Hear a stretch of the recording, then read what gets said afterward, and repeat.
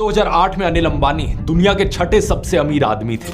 इनकी wealth 42 billion dollars थी, अपने भाई मुकेश अंबानी से भी ज्यादा।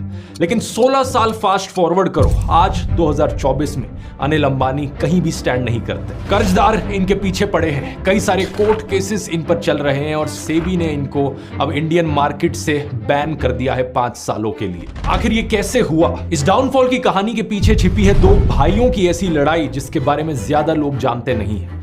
एक ऐसी लड़ाई जिसका असर पूरे देश के पॉलिटिकल और फाइनेंशियल सिस्टम पर देखने को मिला है, और एक ऐसी लड़ाई जिसमें अलग अलग पार्टीज के पॉलिटिशियंस भी बीच में इन्वॉल्व हुए हैं। आइए आज के वीडियो में जानते हैं दोस्तों पूरी कहानी मुकेश और अनिल अंबानी की।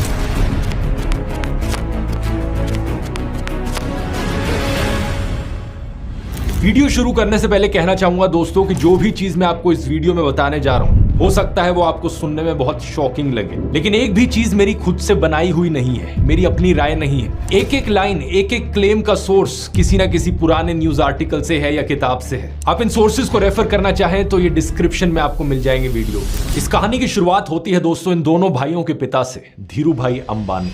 एक वक्त पर धीरू भाई अंबानी एक गैस स्टेशन के अटेंडेंट होते थे, लेकिन 1980s तक आते आते ये इंडिया के सबसे बड़े बिजनेसमैन में से एक बन गए थे। फरवरी 1986 की बात है कि इन्हें एक स्ट्रोक हो गया और इसकी वजह से इनका राइट हैंड पैरालाइज हो गया। इसके बाद ही था कि इन्होंने अपने बेटों मुकेश और अनिल को बिजनेस सौंपना शुरू किया। मुकेश अंबानी थोड़े इंट्रोवर्ट टाइप के थे, तो वो ऑपरेशन संभालते थे। उनका काम था टाइम और बजट में मेगा प्रोजेक्ट्स को सेटअप करना। तो वहीं दूसरी तरफ अनिल अंबानी थोड़े एक्सट्रोवर्ट थे, इसलिए रिलायंस के वो पब्लिक फेस बन गए। पब्लिक रिलेशंस, कॉर्पोरेट अफेयर्स, सरकार के साथ लॉबिंग और मार्केटिंग संभालना उनका काम था। सन 1991 में धीरू भाई ने मुकेश अंबानी को रिलायंस का वाइस चेयरमैन बना दिया, जबकि अनिल अंबानी कंपनी के जॉइंट मैनेजिंग डायरेक्टर ही बने रहे। ये क्लियर इंडिकेशन था कि धीरू भाई मुकेश को ही प्रेफर करते थे और ऐसे ही से देखा जा रहा था कि उनके बाद रिलायंस को मुकेश ही संभालेंगे। टाइम के साथ साथ रिलायंस की ज्यादातर एक्टिविटीज मुकेश के हाथ में जाने लगी। उन्होंने अपने दोस्तों को रिलायंस में बढ़ाना शुरू किया, जैसे कि आनंद जैन और मनोज मोदी। आप शायद सोचोगे कि आखिर क्या कारण था कि धीरू भाई मुकेश को ही प्रेफर करते थे, अनिल को नहीं।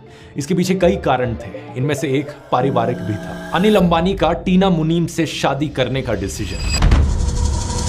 टीना मुनीम बॉलीवुड की एक ग्लैमरस सेलिब्रिटी थी अपने समय की। ये पहले मिस इंडिया बनी थी और इनकी पहली फिल्म देश परदेश बड़ी हिट हुई थी। इन्हें साल 1980s में मॉडर्न इंडियन वुमेन की तरह देखा जाता था। इनके कपड़े उस वक्त के हिसाब से रिवीलिंग माने जाते थे और ये फेमस एक्टर राजेश खन्ना के साथ लिव इन में भी रहती थी। अनिल अंबानी की इनसे मुलाकात हुई थी एक पार्टी में। दोनों एक दूसरे को पसंद करने लगे और फैसला किया अनिल ने कि वो शादी करना चाहते हैं।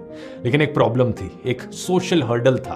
बात यह थी कि अंबानी फैमिली एक कंजर्वेटिव गुजराती फैमिली थी और किसी भी हालत में वो टीना को अपनी बहू के रूप में स्वीकार करने को तैयार नहीं थे। धीरू भाई अंबानी ने इस शादी का बहुत विरोध किया, इनफैक्ट इसे तोड़वाने की पूरी कोशिश करी। Gas Wars, chronic capitalism and the Ambanis, इस किताब के पेज नंबर 41 पर देखिए क्या लिखा है। धीरू भाई अंबानी ने सरकार के भीतर अपने क्लाउड का इस्तेमाल किया और टीना पर ईडी की रेड पड़वा दी। कैरेवन मैगजीन में 2015 में लिखा गया यह आर्टिकल इस चीज को कंफर्म करता है कि टीना पर रेड पड़ी थी ईडी की। लेकिन अपने फादर के ऑब्जेक्शंस के बावजूद अनिल ने कहा कि वो टीना से ही शादी करेंगे। अनिल को यह भी पता चला कि ईडी की टीम ने टीना के साथ मिसबिहेव किया था। इसी के बाद ही अनिल ने धीरू भाई को धमकी दी कि अगर वो टीना को अपनी बहू के रूप में स्वीकार नहीं करेंगे तो वो फैमिली छोड़ देंगे। पूरा फिल्मी ड्रामा चल रहा था यहाँ पर। इसके बाद फैमिली और फ्रेंड्स ने इंटरवीन किया और धीरू भाई को शादी कराने के लिए राजी किया। फरवरी 1991 में इनकी शादी होती है और टीना मुनीम बन जाती हैं टीना अंबानी। दूसरी तरफ मुकेश की कहानी बिल्कुल उल्टी थी। मुकेश ने उस लड़की से शादी करी जो उनकी मां को पसंद थी। उनकी मां कोकिलाबेन ने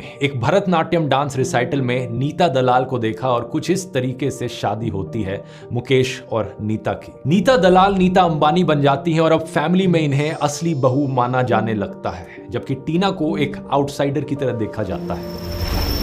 धीरू भाई और कोकिलाबेन फैमिली के इंपॉर्टेंट डिसीजंस के लिए नीता पर डिपेंडेंट होते हैं और दूसरी तरफ टीना को कोई भी बड़ा रोल नहीं मिलता। ऊपर से साल 1994 में एक बड़ी इंटरेस्टिंग चीज होती है। संदीप टंडन जो एक IRS ऑफिसर थे जिन्होंने टीना के घर पर ईडी की रेड मारी थी, वो रिलायंस को एज अ कंसल्टेंट ज्वाइन कर लेते हैं। ऑब्वियस सी बात है, मुकेश के अप्रूवल से ये रिलायंस को ज्वाइन करते हैं और अनिल इससे बहुत चिढ़ जाते हैं। कहा जाता है कि मुकेश को ये लगता था कि सिर्फ वही रिलायंस को 21वीं सेंचुरी में लेकर जा सकते हैं।